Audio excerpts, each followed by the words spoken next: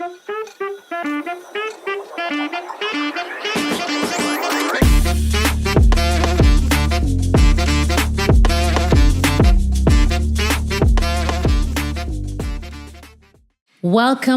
everyone to the Chamber Podcast. And today I am thrilled to receive Jeff Lozama, former president and chairman of HACUF, and also president and CEO of CMS Windows and Door. We are so happy to have you. Welcome. Thank you, Nayed. It's good to be in your presence this morning, and it's good to be on this podcast that is really providing great resources to the Haitian-American business community or the Haitian-American community at large. Thank you for inviting me. I'm just really, really happy to be here. We are also, because we are very curious to learn a little bit more about your entrepreneurial journey. We know that you're a successful business owner in our community, and we cannot wait to learn a little bit more about you. And so you can give us like some nuggets, some tips, so we can also become successful. So tell us first, why did you start your own business? Nayed, I got to admit to you that entrepreneurship is in my vein, is in my DNA. Ever since I finished college, my very first job, I remember I've always wanted to know the backside of the business. I remember being employed as a salesperson, but management was always something that I was looking at, because I know management is what guides the business. We salespeople, we go out there and try to bring revenue in, but taking the revenue and how you manage that and how you grow that into a business, that was always my interest. So even my very first job, while I was working as a salesperson, but my interest was always to learn how it's done, in the back, in the what you call back of the house. I get it. That's what really fueled me from the beginning, and I've always wanted to be in that position where I can run my own business, and this is how it started for me. I think this is probably what really gave the birth of my entrepreneurship. All righty. So at what age did you launch your business? And was it easy to take the risk? Because a lot of people feel like it's so stable, to have like a job, a 9 to 5, and then you're sure of what you're going to get at the end of the month. What triggered you finally to take the leap? Well, mine is different. My journey is different. I worked for different companies over the years. I'm in windows and doors, and people don't think about windows and doors. I don't think a lot of people think about windows and doors as a business. It's an industry that's really overlooked because it's part of the many trades in construction, right? But the first company I worked for, I was the representative for this probably top 4 window manufacturer in the country, where I was their lead salesperson covering the entire Caribbean. Wow. So I used to travel. I traveled the entire Caribbean. I know every island in the Caribbean, and to meet with architects, developers, builders, and just to make sure that this product is specified into their projects.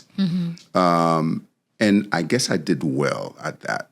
And I remember that the company that I worked for, they went bankrupt, and the manufacturer kind of sought me out and said, when we give that distributorship to the next company, they package me and with that they packaged me with the next company, because I was that. I guess I did a real good job for them. So they made sure that I remain in the territory. So I worked for that company for a few years. So my name in the industry, kind of spread nationally, right? So in 1999.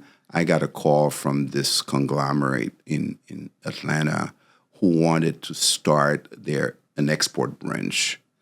And I guess I was that best candidate that they felt that would get that started for them. So I got that call, and I went to meet with them in Atlanta, and started in 1999 CMS International Export.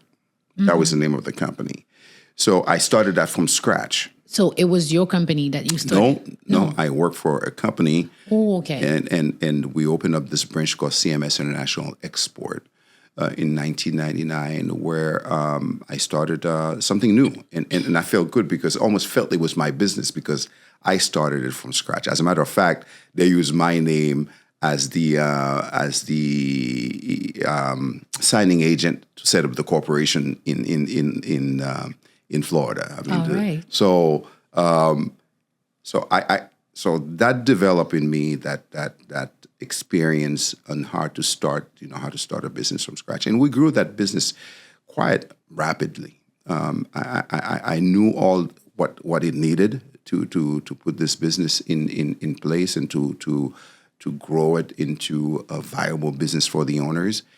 So I did that, and I guess in 2001 we started. We had like 15 member staff, with sales rep all over Miami and Broward, and also in the Caribbean, and we did very well until the recession happened in 2007. 2007. And if you remember, you probably weren't here, so you don't remember. I was still studying. We had this. Yes. I was still in college. You were in college, right? Yes. So 2007, we had the real estate bubble that burst, and then that caused the whole entire industry and the whole entire country to go into a recession. So thus begins my other journey, right? Because I was the CMS International Export was the newest company for the entire conglomerate. At that point, at that time, every major company in the United States were pivoting into reorganizing because they were just had to do that to survive. Because and I knew that in order for them to survive as a company, the company I work for out of Atlanta, they had to go get into this reorganization. And my branch, the one that I started for them in Miami, was at risk. I just felt that. So I saw the writing on the wall, and I think God also led me to understand that. And I went to my boss. And I had a meeting with him, and I called him for a meeting with no agenda. I didn't tell him what my agenda was, so I went to meet with him, and I said, Tom, listen, I know that you guys gonna make decisions, and I know that they're going to impact me and my branch. And he was like, Jeff, how do you know that? I said, I'm looking at the discernment, the environment, the economic environment. I mean, as a company, you have to. You have to make those decisions. And he says, Jeff, you're right. And as a company, we met, and all the shareholders met, and we think that we were thinking about closing your branch. And I said, okay. And my whole thing is that, how am I going to take care of my family? Of course. Right? I had kids in college at that time, or no, they were still in high school. Okay. I have kids, my oldest in high school. I had one that was just barely 6-year-old. So, I had to think hard, So at that point, I told my boss, listen, can you actually transition me into another branch, even if I have to move to Atlanta, even have to move to anywhere? He goes, Jeff, no, I don't think that's possible. And then he came back with this question to me. He says, why don't you buy it? Why don't you buy your branch? I'm like, what? You have not even thought of it. No, that was not part of my agenda for my meeting with my boss. He said, why don't you buy the branch? I said, and he says, you're the one that started it from scratch. And we were just the management side of it for you in the background, but you were the one that really put this company together. Buy it. And I said, where am I going to find the money? He says, well, I don't know, but I give you a little hint on where you can find some money, right? And he says, don't you have a 401k with us? I said, yes. He goes, think about breaking your 401k and use that as an investment, and maybe we can work with you on the rest. And that was it. And That's what you just did. That's what I did. That's what I did. So I'm sure it was not easy to just get the money. So tell us about how did you find the funding? Well, you put a person with an entrepreneurial spirit into this position and your mind just never stopped. I remember it was February 2008 when I had that meeting. And of course, first thing I did is call my wife and I said, babe, we on something. We onto something. I don't know what it is, but God is turning that boat into a different direction for us. But yes, first thing I did is I called HR, and in Atlanta, and I remember there are people that you'll never forget them because they made such a big impact in your life, or they were part of your journey. Destiny helpers. Destiny helpers. I would never forget them. Carolyn Holiday. I don't know who she is, where she is right now, but she was, director of HR. And I called Carolyn. I said, Carolyn, there's an offer that's just been made to me. Can you check my 401k for me and tell me how much I really have? And she shared those numbers with me. I said, Carolyn, can you help me withdraw as much as I can from this 401k and without the heavy penalty that comes with it? All right. And, I think Carolyn liked me enough to say, Jeff, don't worry about it. I'll take care of it. I'll get you covered. And Carolyn sent me a check, and I received that check from my 401k in March of 2008. And I kept that check in my bag for a long time. In the meanwhile, I went back to my office and took on this offer. And I called the CFO of the company, and I said, this is what the manager just offered to me. Can you tell me what the process would be if I accept this offer? And he laid it out to me very nicely. This is what you need to do. 1, 2, 3, 4, and 4. I'm like, okay, I'm on it. Right. And I started, and the next thing is I called my vendors because my business is all about who you buy from and who you sell to. Sell to. I wasn't worried about the client. I was not worried at all about clients. Even during the recession. I wasn't worried about client. I was worried about vendors because your vendors is your lifeline. Your vendors are your lifeline because they're the one that giving you products to sell, right? So I got in touch with my vendors and I told them there may be a transition. If this transition happens, would I get your support? All of my vendors said, Jeff, we know you. We didn't know your company. The relationship was with you personally. So whatever happens, we're with you. So I'm like, that's 2 in a row, right? I got in the bag, and then I called my clients that were in the process of working on projects with me, and I continue to work with them because my business is because I was doing a lot of export, is receiving deposits first, right? And when I'm ready to ship, I receive the balance of the totality of the invoice from my client, right? All right. So I call my clients. I said, listen, this is what's going to happen. Can I still count on you? No, can I count on you? But your project's going to be delayed a couple of months, right? Ooh. Can I can you still give me that deposit? And then I will start working on your projects whenever that happens. I had 3 clients who was like, Jeff, the relationship with you, whatever you tell me, it's good. So before I opened up the business, I had already raised $250,000. Wow. From That my, was smart. from my client's deposit, from my from my 401k. So I was good. And what also helped me is that the company I work for that took care of all the employees that work with me, they give them severance pay. So I started from scratch with one person that I kept in the company.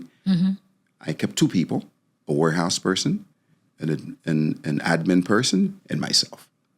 So we started this in 2008, in August 2008. Realistically, what I bought, I bought the goodwill of the company. I didn't really buy much.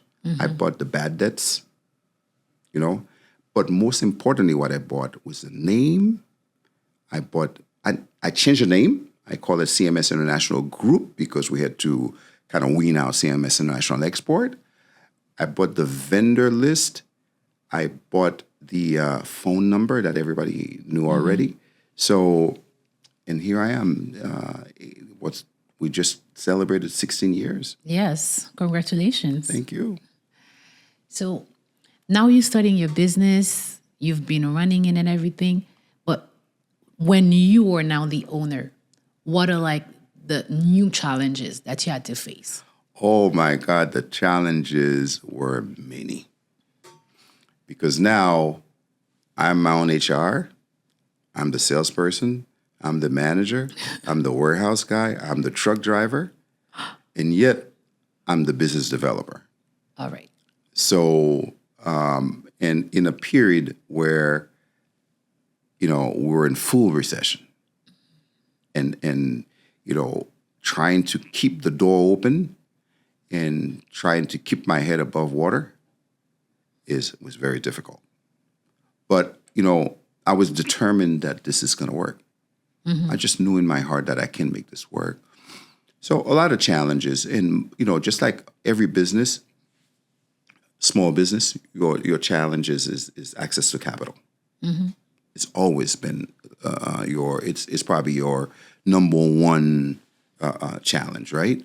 And other challenges is to make sure that you bring people around you that can understand the culture of what you're trying to build and buy into that culture and help you grow. And that was one. And also, I had challenges with certain projects. My first big project was a federal project. I got my first big project to put windows in a 10-story building in Kingston, Jamaica for the U.S. State Department. And, I got all excited that I got my first big project. It was a multi-million-dollar project. Jeff is going to become a millionaire overnight, right?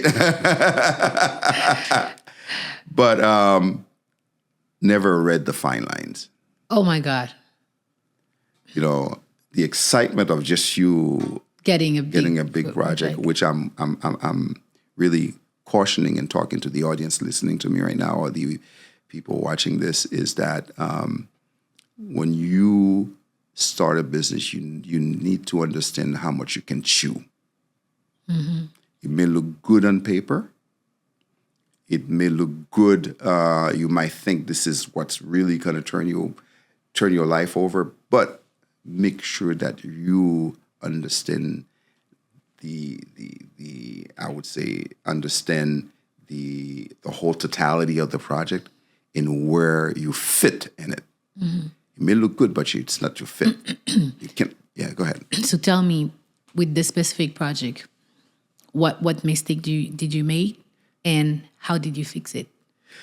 Well, the mistake that I made is that I did not read the entire scope of work. You understand? And there were a lot of things that I could have lined out and say, I'm not responsible for this. I can't do this. I can't do that. I could have negotiated better. That's the I could first have one. the first one. Did you have a lawyer with you? I didn't have an attorney with me. Okay. So, and again, you first start a small business. Yeah. This comes to you. The excitement was much bigger than your thought process, I get it. right? So Yes. I went with excitement, not with my head, Alrighty. right? Okay. We got into the project and come to find out that there is bonding issues. I didn't read that we had to have a bond. So how am I going to get the bond? Did you get it? I end up getting it. Oh my God, course. you're determined. Yeah. I mean, there were so many obstacles that came my way in this project. And working for the State Department, you have to cross your T's and dot your I's. You have to be perfect. You have to, and access to capital for that one. I went to my bank. They say no. I said no. I went to the SBA. Even with the contract? Even with the contract. I went to the SBA. They said no.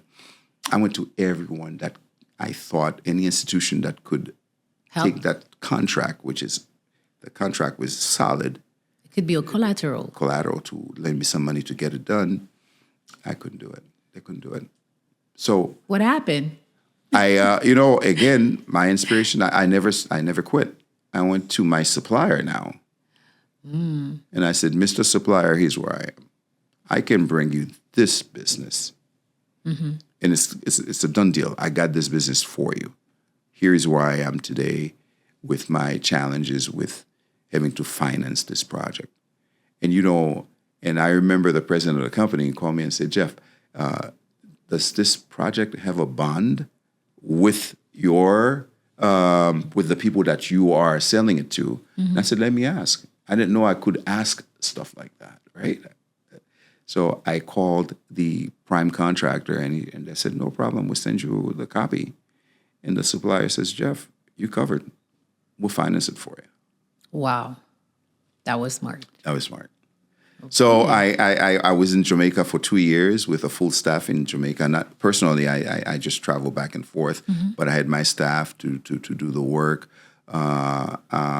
I remember we getting in trouble with some other aspect of the project, more on the technical part, having to go to Washington to sit in front of the people over at OBO, Office of Building Operation, in DC, and trying to explain to them that they're wrong and they won't accept it and all this and all that. But at the end of the day, we got the job done, and I had high marks from the State Department after I got it. I don't know how I did it. But you did it. I did it. Well, I'm proud of you. All right.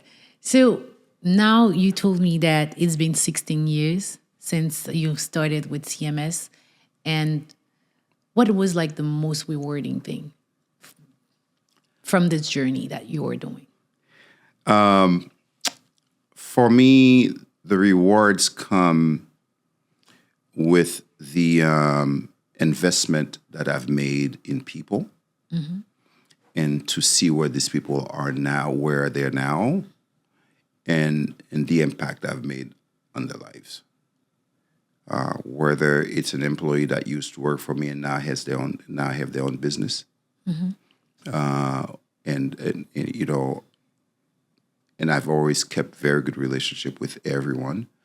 There is this one person that used to work with me, and now is doing work for the State Department, federal government, almost in the same line, and is very successful at it. And to me, that's a rewarding. My reward is the fact that I was able to turn this business into a generational business. And now that I have my 2 daughters, They're working with me. One actually runs the company. That's great. So my reward is that the fact that this business has been has been afforded me the finances to take care of home and to take care of my family, to send my 3 kids to college. My reward is on some of the projects that I've done, specifically what I've done in Haiti, for example. I've done a lot of great work in Haiti throughout the years, a lot of great projects. My signature is at that Cour de Cassation, the Supreme Court building of Haiti. I did the windows and doors for that building. When didn't you know. enter the doors, the big door of that Cour de Cassation is Jeff Lozama. That's on it, right? So it's been a lot of good things that I feel. And also, what it's done for me is it gives me the opportunity to connect with my community here. And being here is doing this conversation with you.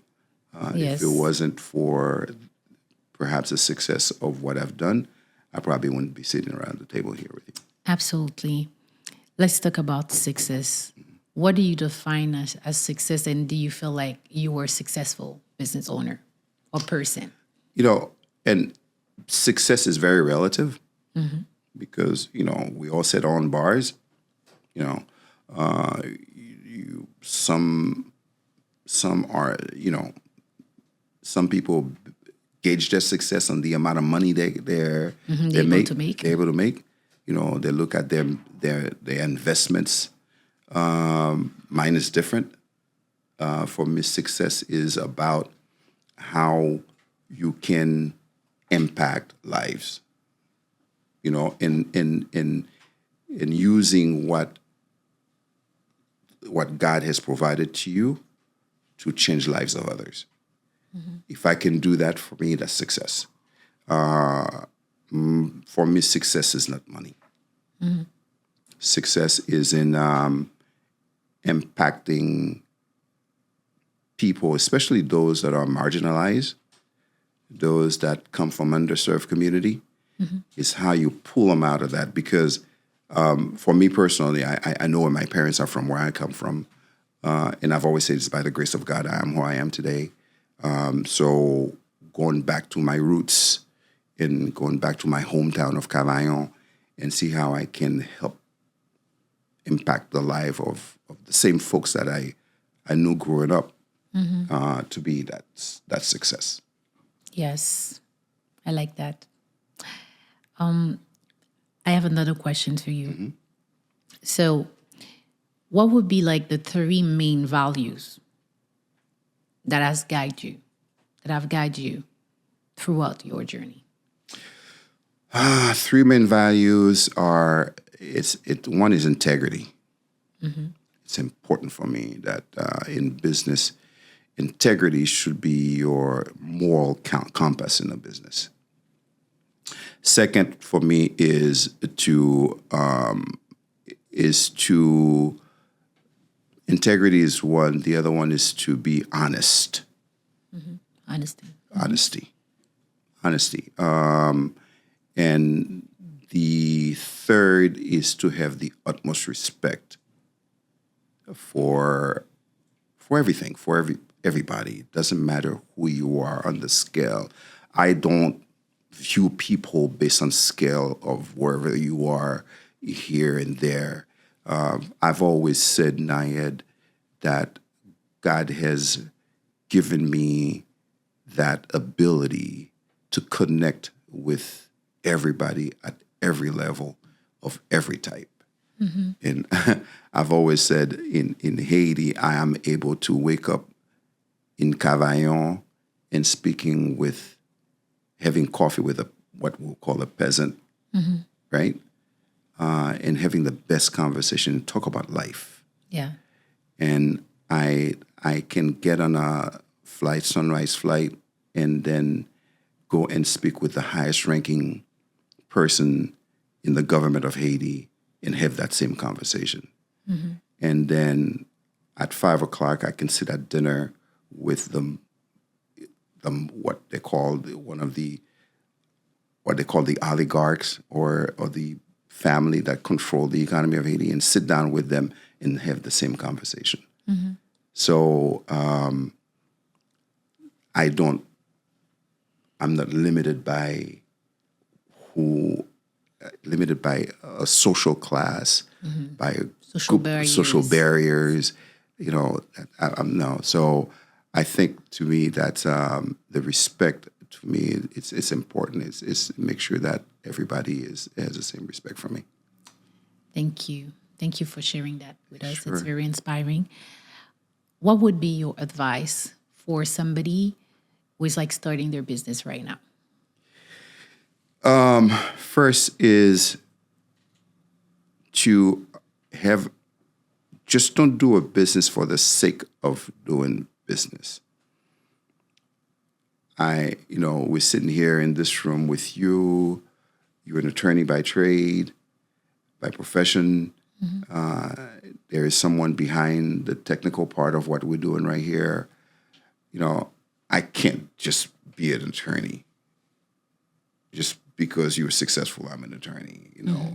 I can't be that technician because, it's to develop a passion for what you want to do. Whatever you want to get to enter in the business, make sure that there is passion in it.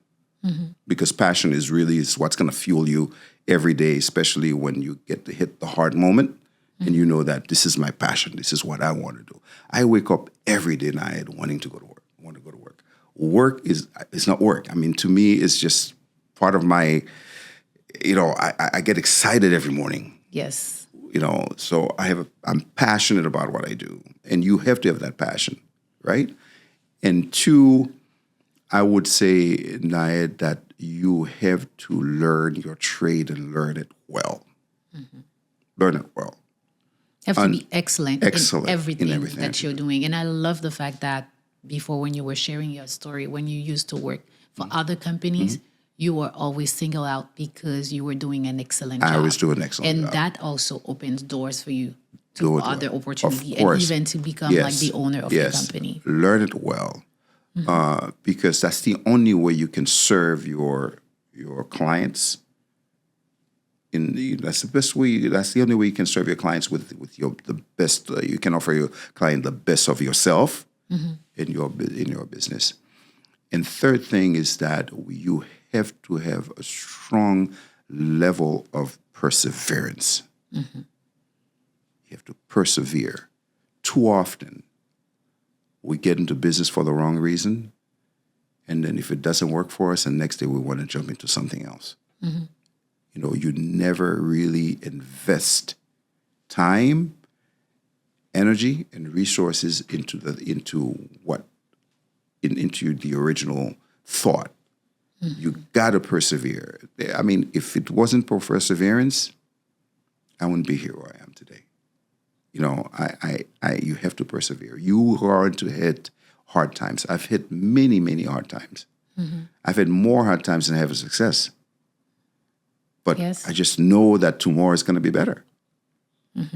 Tomorrow is going to be better. I mean, this today will pass.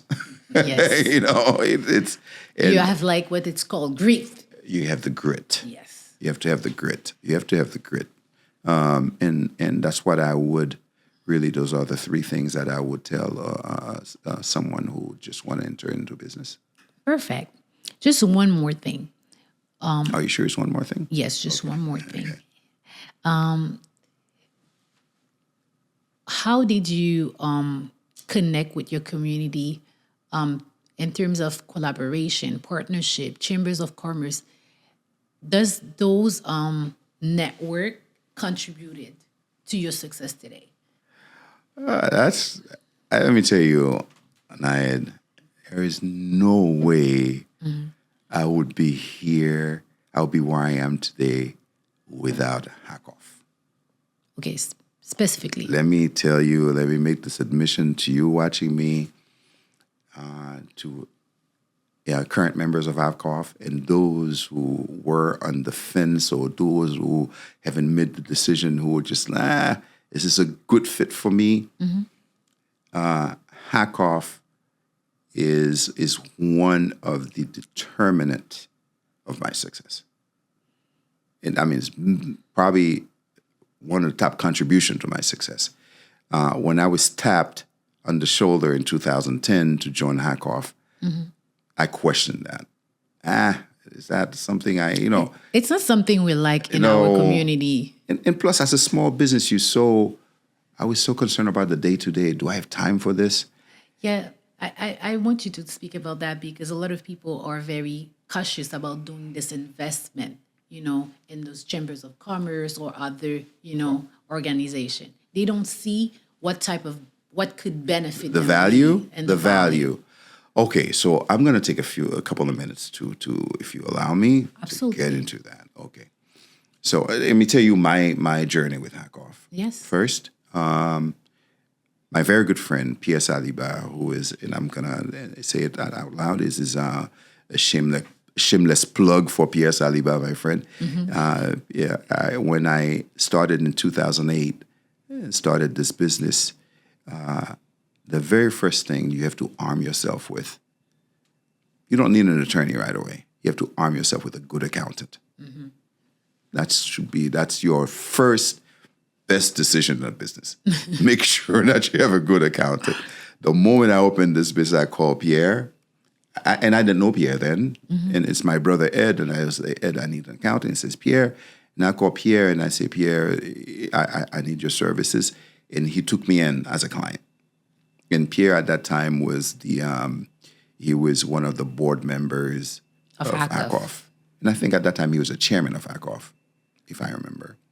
But 2 years later, Pierre came to my office and said, Jeff, I would like for you to join the board of Hackoff. I'm like, what? I'm not even a member yet. I had no idea what Hackoff was, a Haitian-American Chamber of Commerce. And, your accountant asks you to do something, I can't say no, you do it, right?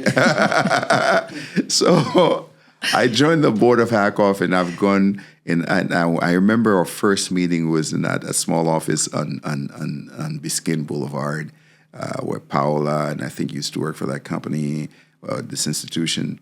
And I'm sitting there, I'm observing, I'm listening. Like, this probably makes sense. And at that time, I had to become a member. For me to become a board member, and it's at the highest level. So I'm making an investment for something I have no idea that's going to serve me, right? But I sitting within these meetings, the first few meetings, I observe, I ask questions, and I see that this would be a very good. That it can serve my business well, depending on how you use it, how I use it, right? So, and I decided, I never missed a meeting, and I'm always there. And I remember in 2011 or 2012, the Hackoff organized the first women artisan show. Fair. Yeah. I forgot the name. And Paola and Pierre, they were really putting this thing together. And we held this over at Miami Beach Convention Center. It turned out to be a major event, huge event. Actually, it was so great, and it was so positive for Haiti. Right? Women in Production, that was the name of the event. Yes, I remember that. Women in Production.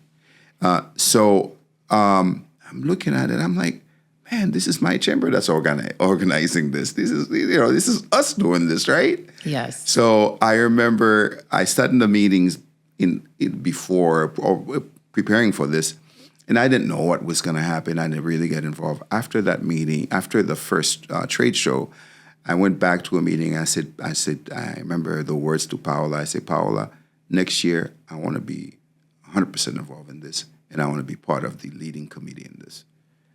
And and I started working with Paola.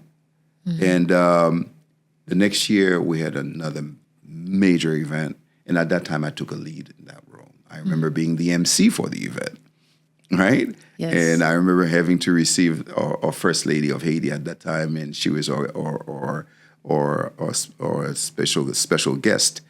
But and that's when I started to connect with the community, right? And I started to attend all of the events of Hackoff. We're doing all of these networking events, and I was there, and I make sure I took a lead on that, and that opened up an opportunity for me to really connect with some great folks. I mean, not only folks that would eventually be clients, but folks who actually help help me in the structuring of my business. I get to meet with bankers. I get to meet with other people. I get to meet, I went to all of your technical workshop, and learned so much about this and that. So, in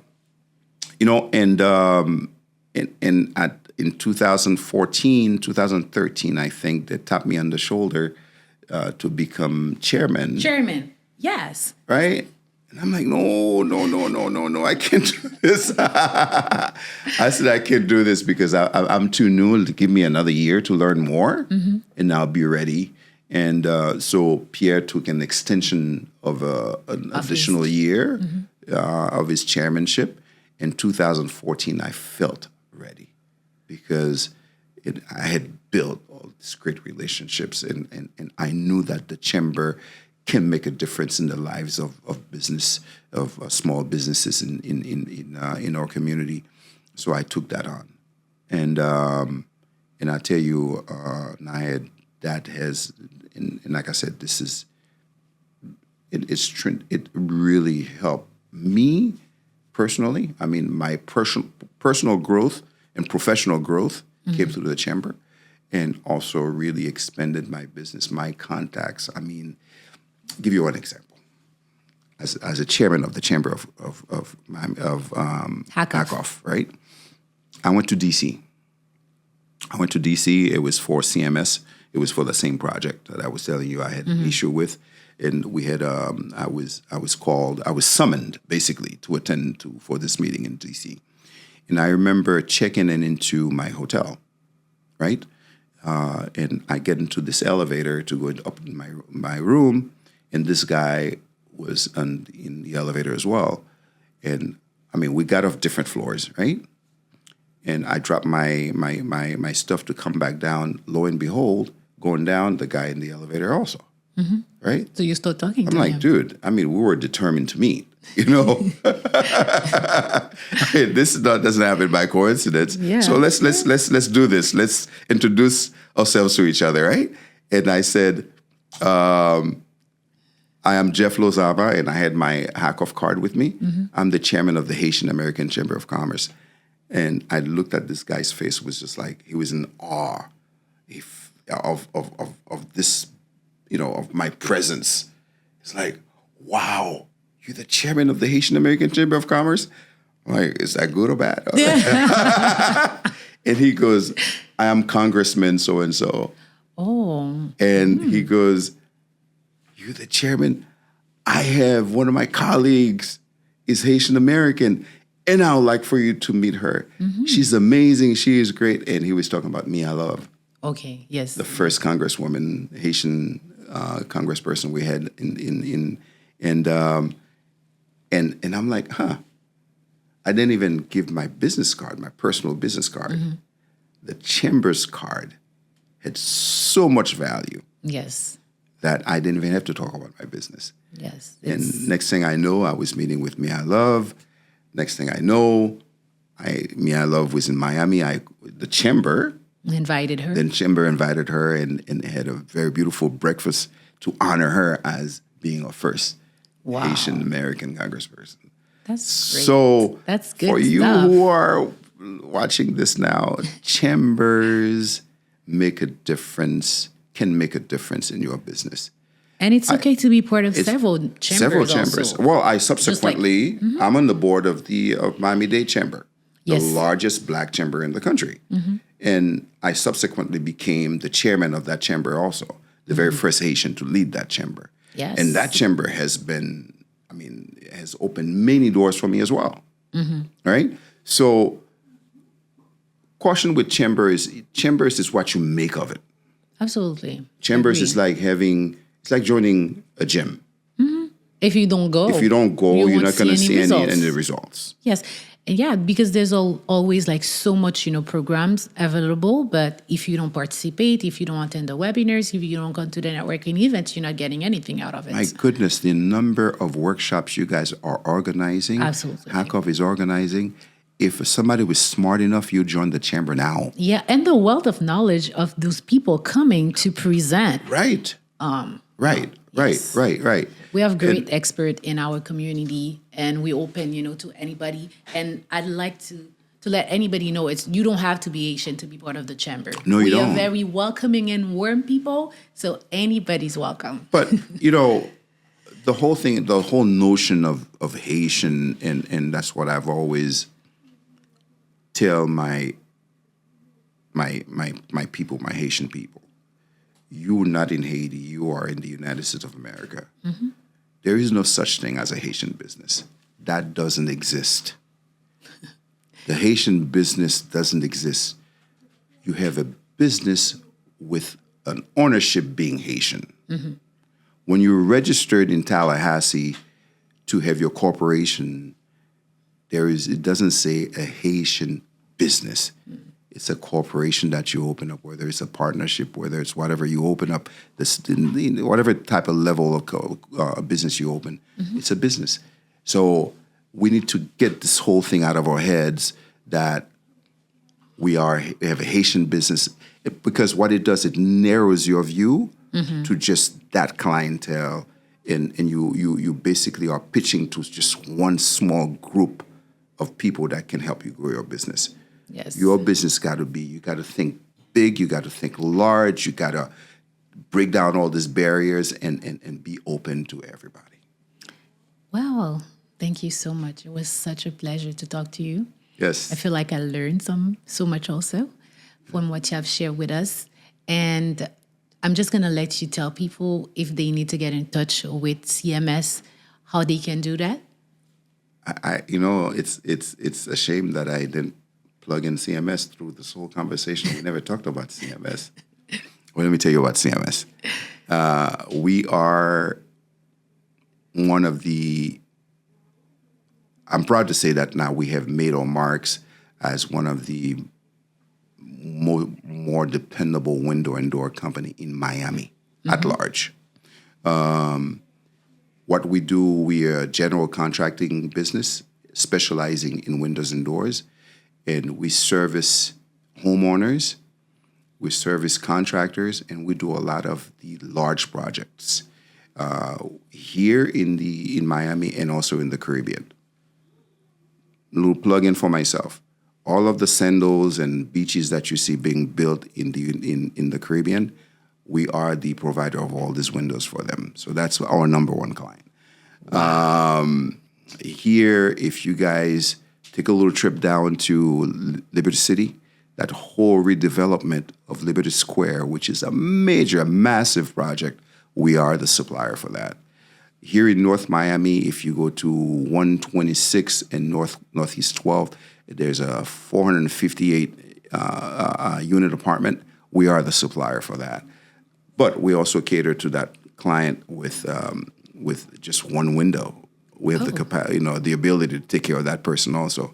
And for the homeowners watching this right now, we have a finance program for you.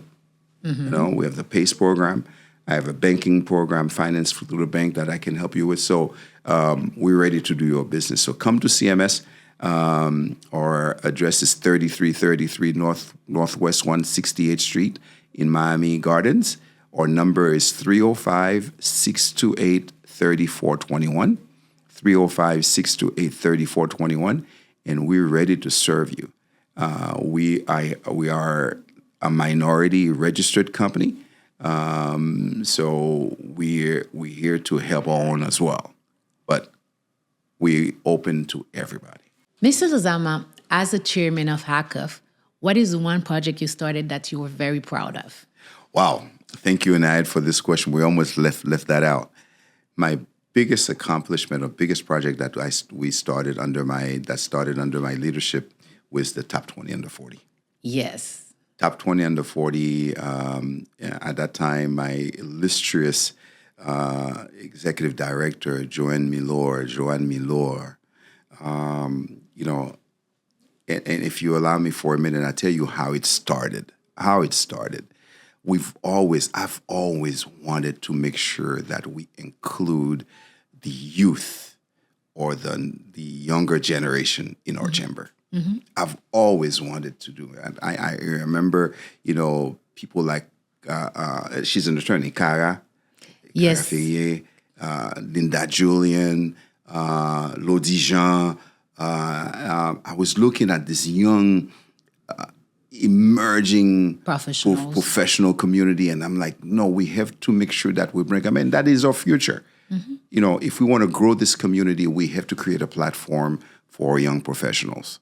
So I had an opportunity in 2015 to attend a major conference in Haiti, ACLA through AmCham, okay, the American Chamber of Haiti. And we received that invitation to attend. And I thought that this would be an opportunity as a pilgrimage for our young folks to get introduced to Haiti at a different level. Mind you now, we have to admit it, we have families here that are not from Port-au-Prince who don't even understand that the dynamic of Port-au-Prince and how it's, and I wanted my young generation to understand that, So I invited a number of young folks to attend with me. Hudson Wobillard was there with me. Dentist Patrice Adin was there with me. Fedeline Fairjuste, who was the first, she's an attorney. She was there with me. So we actually went to Haiti. We were the largest delegation that attended the event. But I had a plan. I made sure that I carve out a whole agenda to make sure that I put this group of young leaders, that I create a platform for them to Haiti so people can meet the professionals that they are.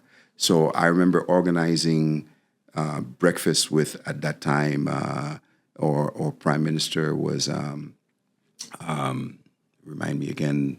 15. Yeah, 2015 under Martelly. Lamotte. I invited Lamotte to Lamotte to meet with my group for breakfast. And at that time, we had Haiti was going to go through transition of election. I invited one of the I can't remember the name, a person who was vying for the presidency of Haiti to come and sit with the group. I invited the dean of Kiskeya, Jacques Lumoc, to meet with the group. So I wanted them to kind of meet some really important folks at that time in Haiti. And I even organized my own press conference. I wanted the press to understand that the diaspora produces very great leaders, and that this is our next generation. So the group of young leaders that I traveled with in Haiti, they were so impressed. And I got to say, Philippe Alma, the founder of ACOF. He was at that time the chairman of AmCham. He gave us such a great reception. And we were the VIP, and this happened over at the Marriott. So we had a great time. So on our way back, coming back, these young leaders thought that they came back to me and they started calling me Uncle Jeff. Because really, it's almost like opening up their eyes to something that they never thought that they could be part of. And they said, we need to organize. Can you help us organize? And in 2015, August 2015, we organized our very first networking event for young professional networking event over at Mocha Cafe. It was at Mocha Cafe. We had 150 young professionals show up. Wow. And they needed that. And at that point, I knew that we had a movement. At that moment, I knew we had a young professional movement. So, but how do you create value over that, around that for them? How do you keep them engaged? How do you keep them engaged? So Johanne and myself, we got together and said, let's start the top 20 under 40. And my God, I mean, it was just crazy. We had hundreds of young professionals that applied for the top 20 under 40. But one thing I made sure I did, I removed myself from the selection because, I don't want to be biased but the first class of top 20 under 40 in 2016, happened in Little Haiti Cultural Center in Marketplace. It was probably one of the biggest events that was born in the community, and which has grown now into being the biggest event. Yes, of the chamber every year. Not the chamber, the biggest Haitian-American event in Miami. Let's own this. Okay. Let's own this because if you see what we did last month over at Outwork. Hard Rock Cafe, in Hard Rock Hotel. And, what I love about this is that it becomes the staple of the chamber, and each chairperson that comes in understands the value of that and pours so much into the growth of it. And now I got to say what Chairman Princeton Jean-Claude has done over the last 2 years, where he took this out of the community and introduced it into the larger mainstream community. Last year, we had this in Coral Gables. This year, we had this at the Hard Rock in a moment where Haitians really needed this little thing that makes us feel so proud because we've been harassed, we've been vilified, we've been dehumanized, and the chamber created an event that just make us feel so good and so proud. And next year, we're going to celebrate our 10th year. 10 years for UPRO and 20 years of existence of the chamber. Yes. So it's going to be a monumental year for the chamber in both aspects: 20 years of existence and 10th year of UPRO. So I'm telling you guys now, I'm going to be part of this. I'm just going to plunge into this thing. Yes. We're welcoming you back. Yes. To work with us. Right. And already I've been speaking with the first YoPro class individually. I'm calling each one of them and saying, next year I need each one of you to be part of this because we want to celebrate them as being the pioneer of this movement, and we want to see where they are now. Yes. All right. Thank you so much for sharing that, and congratulations, because you are also part of the reason why now we can celebrate 20 years of the chamber. Yes. But I got to thank every other chairperson that understand the value and help to grow this world to where it is now. Yes, and continue the great work. Honored to be talking to you today, and I hope that everybody else was as inspired that I am. So thank you, everyone. We'll be seeing each other very soon for another episode of the Chamber Podcast. Bye-bye. Thank you.